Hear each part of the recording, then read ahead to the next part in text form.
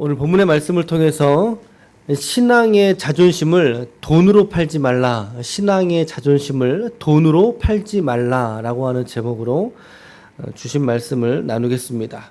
우리 그 앞전에 먼저 창세기 13장을 한번 펴보실까요? 창세기 13장. 지난 토요일은 창세기 13장의 말씀을 묵상을 했습니다. 애굽으로 내려갔던 아브라함이 내려가서 이제 아내 사례를 누이로 속이고 뭐 그러잖아요. 그 지난주 금요일 날 설교할 때 처음 믿음을 끝까지 갑시다 이런 제목으로 말씀드렸죠. 그리고 이제 토요일 날 본문이 13장이었어요. 다시 이제 가나안으로 올라옵니다. 복귀하는 장면을 우리가 보았고, 재산이 증식하고 이제 살림이 늘어나다 보니까 조카인 하란의 아들 조카인 롯하고도 재산이 늘어나잖아요. 그러니까 서로 재산이 많으니까 어떻게 되겠어요? 서로 부딪히는 거죠. 종들이 많으니까 서로 이제 그러다 보니까 이제 헤어지는 장면이 나오게 됩니다. 서로 이제 너가 동쪽 가면 내가 서쪽으로 가고 내가 너랑 헤어지겠다. 너가 편한 대로 너가 장소를 잡아라. 그렇게 갈라진 이후에도 하나님께서 계속해서 아브라함에게 복을 허락해 주시는, 복을 약속해 주시는 그런 말씀을 주시는데 13장 14절부터 17절까지 우리 한 번 더 읽어볼까요? 14절부터 17절 시작. 롯이 아브라함을 떠난 후에 여호와께서 아브라함에게 이르시되 너는 눈을 들어 너 있는 곳에서 북쪽과 남쪽 그리고 동쪽과 서쪽을 바라보라. 보이는 땅을 내가 너와 내 자손에게 주리니 영원히 이르리라. 내가 내 자손이 땅의 티끌 같게 하리니 사람이 땅의 티끌을 능히 셀 수 있을진데 내 자손도 세리라. 너는 일어나 그 땅을 종과 횡으로 두루 다녀보라. 내가 그것을 내게 주리라. 아멘. 이런 말씀을 받은 직후에 그가 했던 행위가 뭔지 아세요? 18절 하반절에 보니까 여호와를 위하여 제단을 쌓았더라. 그렇죠? 제단을 쌓고, 제단 쌓았으면 거기서 뭐 했다는 거예요? 우리 용어로 하나님께 예배드렸다는 뜻입니다. 예배드렸다는 의미입니다. 13장 4절 그리고 13장 4절 한번 보세요. 13장 4절에 보면 그가 처음에 제단을 쌓은 곳이나 거기서 여호와의 이름을 불렀더라 이렇게 말하고 있죠. 그러니까 베델하고 아이 사이에서 그가 장막을 치면서 거기에 거주했는데 거기서도 그가 첫 번째 했던 행위는 제단을 쌓았던 거였어요. 그리고 또 약속의 말씀을 받고 나서도 그가 했던 행위는 제단을 쌓았던 거였어요. 이게 어떤 걸 깨달을 수 있습니까? 아브라함은 그가 머물고 그가 삶을 살아내는 장소에서 가장 먼저 실천했던 것이 뭐였다? 그렇죠. 하나님을 향해서 제단을 쌓고 하나님을 향해서 예배드리는 삶을 그가 가장 중요하게 여겼다라는 거예요. 오늘 여러분, 우리가 함께 이렇게 새벽 예배로 한 주간을 시작하지 않습니까? 우리는 이제 어제부터 한 주간을 시작했지만 우리의 어떤 사회생활의 일상은 오늘부터 시작일 텐데, 그런데 이렇게 여러분들이 새벽에 예배 제단에 나와서 함께 하나님께 예배함으로 시작한다라고 하는 거 정말 중요하다는 거죠. 예배로 시작한다. 예배로 하루의 시작을 연다라고 하는 것은 우리가 신앙을 배우는 데 있어서 어쩌면 가장 중요한 실천이 바로 하나님께 제단 쌓는 거지 않을까라고 하는 생각을 들게 됩니다. 하나님께서 여러분들의 이 새벽의 제단에 복을 주시고 복을 내리시고 충만하게 해주시기를 축복합니다. 아멘. 그렇게 생활하던 도중에 가나안의 왕들이 있는데 본문에 있는 내용들로 생각해 보면 북쪽에 4 왕이 있고 남쪽에 5 왕이 있었어요. 가나안이라고 하는 땅에. 그러니까 이게 각 영역별로 이제 동맹이 있었는데 그 동맹이 깨진 거죠. 가나안의 왕들은 이 밑에 있는 5 연합된 나라를 말하고요. 동방의 왕들은 북쪽에 있는 4 지역의 왕들의 연합을 말해요. 14장 4절 보세요. 이제 우리 읽은 본문의 14장 4절에 보면 여기서 말한 이들은 가나안의 왕들, 남부에 있었던 5 연합 왕들을 말하는데 이들이 12년 동안 그돌라오멜은 동방의 왕, 북쪽의 네 지역의 연합 왕, 그 중에 엘람이라고 하는 나라의 왕의 이름이 그돌라오멜이었어요. 가장 군사력이 강력했던 것 같아요. 그 왕을 이게 10몇 년 동안, 12년 동안 그 왕을 섬겼다는 거죠. 뭐 조공을 바치고 이렇게 좀 섬기다가 제 13년에 뭐를 했다고 나와요? 배반했다. 동방의 네 왕의 이름은 신날, 엘라살, 엘람 그리고 고임이라고 하는 왕인데 북쪽에 자리 잡은 국가를 말해요. 근데 가나안의 왕은 5왕인데 소돔, 고모라, 아드마, 스보임, 소알 남부 쪽에 연합했던 왕들이죠. 근데 이들이 엘람 왕이었던 그돌라오멜의 지배를 벗어나고 배반했더니 이제 전쟁이 일어난 거예요. 위쪽에서 지금 아랫나라를 치러 내려온 거죠. 근데 그 전쟁에서 어느 쪽 왕이 이겼다고 성경이 말해요?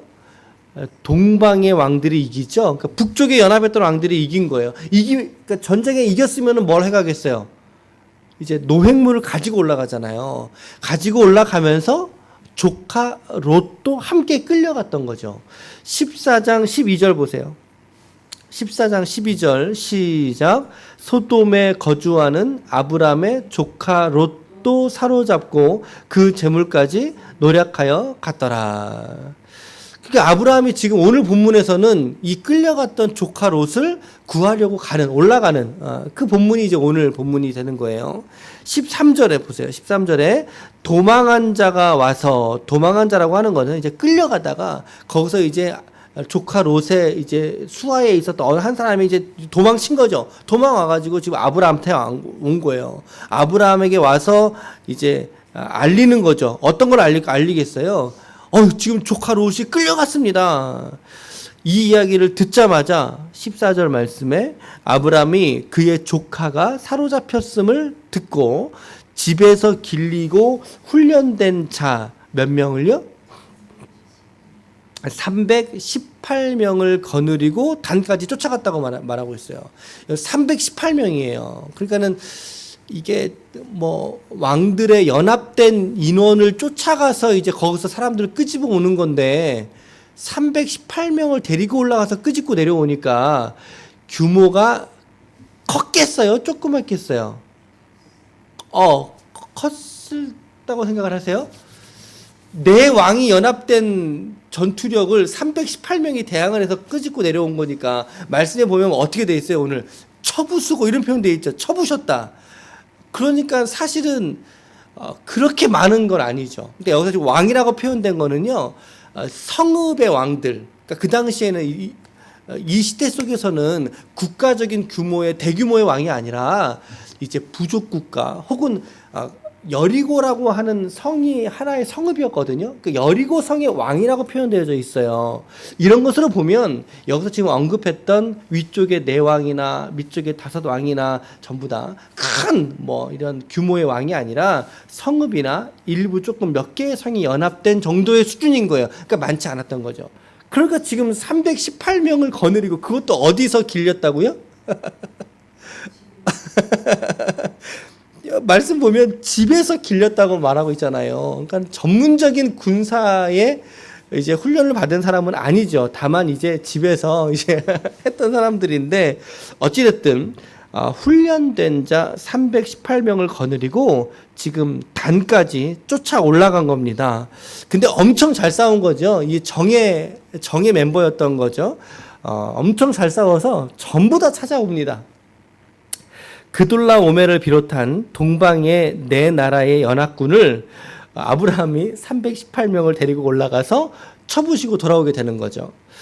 이제 그렇게 이제 승전가를 울리고 이제 노략물 다시 뺏겼던 걸 싹 찾아오고 또 자기 조카 롯도 이제 찾아오면서 의기양양하게 이제 밑으로 이제 척척 내려오고 있는 거예요. 그랬더니 소돔 왕이 나와서 영접했다라고 말씀하고 있고 18절 말씀에 보니까 살렘 왕 멜기세덱이라고 하는 사람이 나옵니다. 보니까 떡과 포도주를 가지고 나왔으니 그는 시작 지극히 높은 하나님의 제사장이더라. 여기서 살렘은 예루살렘을 말하거든요. 그러니까는 살렘이 예루살렘이니까 예루살렘의 예루살렘에 이 당시 뭐 성은 없었겠지만 성으로 치자면 성읍 정도 되는, 그러니까 크지 않는 규모의 예서의 우두머리를 왕으로 표현을 한 거예요. 그러니까 우리가 예루살렘은 하나님의 발등상이라고 성경은 해석하는 장소예요. 하나님의 서 있는 발등상이다. 그러니까 그곳에서 지극히 높은 하나님의 제사장이었다 라고 지금 오늘 본문이 말씀하고 있으니까 이 멜기세덱이 아마도 하나님의 특별한 은혜를 입은 제사장이지 않을까라고 하는 생각을 우리가 해볼 수 있습니다. 사실은 멜기세덱을 해석하는 것은 이렇게 쉬운 게 아닙니다. 좀 어려운 내용인데요. 왜냐하면 멜기세덱에 대한 소개가 성경에는 전혀 없습니다. 뭐 부모가 누군지, 어디서 태어났는지, 몇 살을 살았는지, 어디서 어떻게 죽었는지 전혀 정보가 그냥 없어요. 그러니까 미스테리한 거죠. 미스테리 멜기세덱이거든요. 다만 이제 다윗이 시편 110편이나 또 히브리서 기자에 의해서 멜기세덱은 메시아의 모형이다 라고만 성경이 말씀하고 있다는 사실입니다. 제가 성경사전을 찾아봤는데 거기서 멜기세덱을 이렇게 좀 표현하고 있어요. 구약에 잠깐 나타나는 아주 신비한 인물 중에 한 사람이다. 그러나 이 사람의 존재 속에는 오랜 세월 후에 이 땅에 오실 예수님의 모습이 선명하게 담겨져 있다라고 해설해주고 있습니다. 우리가 새벽에 요 정도만 우리가 이해했으면 좋겠고요. 자, 그 멜기세덱이 아브라함을 축복하는 장면이 나옵니다. 19절과 20절, 19절 같이 읽어볼게요. 19절 시작. 그가 아브라함에게 축복하여 이르되 천지의 주제이시요 지극히 높으신 하나님이시요 아브라함에게 복을 주시옵소서. 아멘. 아브라함의 복을 주시옵소서. 너희 대적을 내 손에 붙이신 지극히 높으신 하나님을 찬송할지로다. 정말 우리 지체들에게 특별히 이렇게 새벽에 나와서 함께 하나님의 이름을 부르며 기도하는 우리 지체들에게 하나님의 복이 충만하게 넘쳐나시기를 간절히 축복합니다. 간절히 기도합니다. 이러한 약속의 충만함을 입은 아브라함이 그 감동을 받고 나서 멜기세덱의 축복을 받고 나서 어떻게 합니까? 멜기세덱에게 11조를 드리게 됩니다. 11조를 성경의 말라기서에 보면 11조에 관한 말씀이 또 있지만 오늘 이 본문도 또 11조에 관한 성경적인 근거로 우리가 삼을 수 있을 그런 말씀이기도 하죠.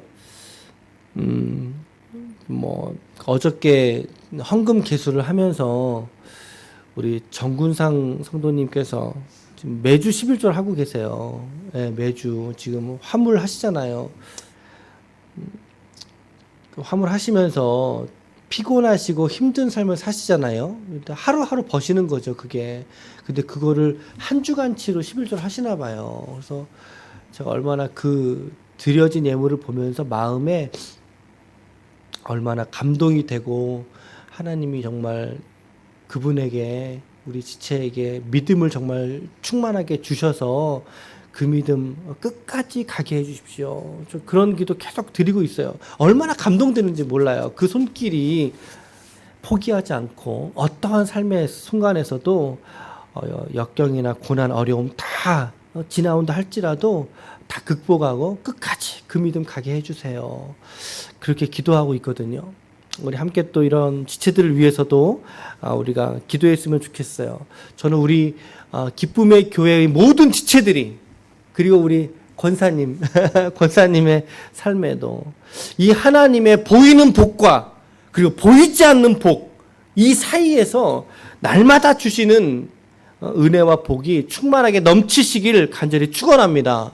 보이는 복과 보이지 않는 복, 그렇죠? 이 사이에서 우리가 하나님이 어떠한 복을 주시든 보이는 복을 주시든 보이지 않는 복을 주시든 그 복을 누릴 수 있는 우리 예배자들이 모두 되시기를 축복합니다. 아멘. 그러면서 이제 소돔 왕이 아브라함에게 당신 가지고 온 노략물 있죠? 그거 당신 가지세요.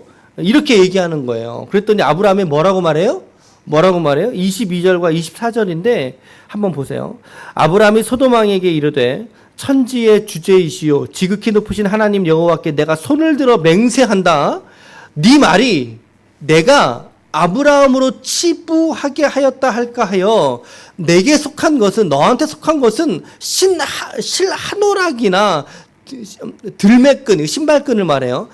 이거 한 가닥도 내가 가지지 아니하길 원한다. 오직 젊은이들의 먹을 것과 나와 동행한 아넬과 에스골과 마물의 동맹군이죠. 이들의 분깃만 제할지니 그들이 그 분깃을 가질 것이야 라고 이야기를 하는 거예요. 여러분, 이 말의 핵심 메시지가 뭔지 아세요? 야, 나는 이 세상에서도 말이지, 너 그까이 거 돈, 너가 지금 그까이 거 재물, 나 그거에 매여 사는 사람 아니야 라고 하는 얘기를 지금 소돔왕에게 하는 거예요. 소돔왕이 당신 그거 가져 그랬더니 아브라함이 내가 이거 가지면 너가 가서 사람들에게 얘기할 거 아니야. 내가 아브라함이 부자가 됐는데 그거 내가 준 거야 라고 네가 가서 얘기할 거 아니냐. 근데 나는 죽어도 그렇게 하지 못하겠거든. 나는 네 말에 동의하지 못하겠거든. 왜? 오늘 나로 하여금 치부하게, 치부라는 말은 이제 부를 축적했다 그 말이에요. 이렇게 나에게 치부하게 하신 사람은 소돔왕 너가 아니라 누구시다? 누구시다? 하나님이셔. 하나님이셔. 야, 얼마나 멋집니까? 너가 내게 준 그 몇 푼 돈에 나는 나의 하나님을 팔지 않을 거야. 그 말입니다. 이 말씀의 의미가요. 할렐루야. 오늘 우리들도 이와 같이 다부진 마음, 심지어 돈 앞에서, 재물 앞에서, 여기서 재물, 이제 노량물 가지라는 의미를 이제 저는 돈이라고 이제 해석을 하는 거죠. 보는 거죠. 적용을 하는 거죠. 이 돈 앞에서 우리의 믿음의 자존심, 자부심, 이거 세상에 속된 말로 가오라고 하지 않습니까? 가오. 우리의 믿음의 가오, 자존심 지켜낼 수 있는 성도들이 되시기를 축복합니다. 여러분, 돈 앞에서도 여러분 믿음의 자존심을 지켜내시길 축복합니다. 사단은요, 우리 눈앞에다가 동전 몇 입 이렇게 꿰놓고요, 이게 흔드는 거예요. 흔들면서 너 이거 보이지? 너 이거 보이지? 너 주일 성수 포기해. 내가 이거 너 줄게. 그런다니까요. 너 이거 보이지? 너 예배 포기해. 내가 너 이거 줄게. 여러분, 결코 사단의 그따위의 술수에 넘어가지 마시기를 바랍니다. 우리가 돈은 없죠, 사실. 우리가 돈이 없지. 신앙의 자존심과 우리 신앙의 지조마저 없으면 쓰겠습니까? 아니죠. 우리 그럴 수 있는 존재가 아니죠. 이번 한 주도 우리 믿는 자의 자존심을 걸고 여러분들의 삶을 살아낼 수 있기를 축복합니다. 오늘 이 아브라함의 이 지조를 보십시오. 이 아브라함의 돈에 매이지 않는 이 자존심을 보십시오. 신앙의 자부심을 보시라는 거죠. 오늘 돈에다가 우리 믿음과 신앙에 대한 자존심 팔지 마시고 다시 한번 하나님 아버지의 주권을 붙드시는 한 주가 되시길 바랍니다. 왜 이래? 나 하나님 믿는 사람이야. 그 말이거든요. 나 하나님 믿는 사람이야. 정말 당당하게, 멋지게 여러분들의 일상을 또 이번 한 주간도 또 그리고 오늘도 살아낼 수 있는 하나님의 거룩한 종들이 다 되시기를 예수님의 이름으로 간절히 축원합니다. 아멘.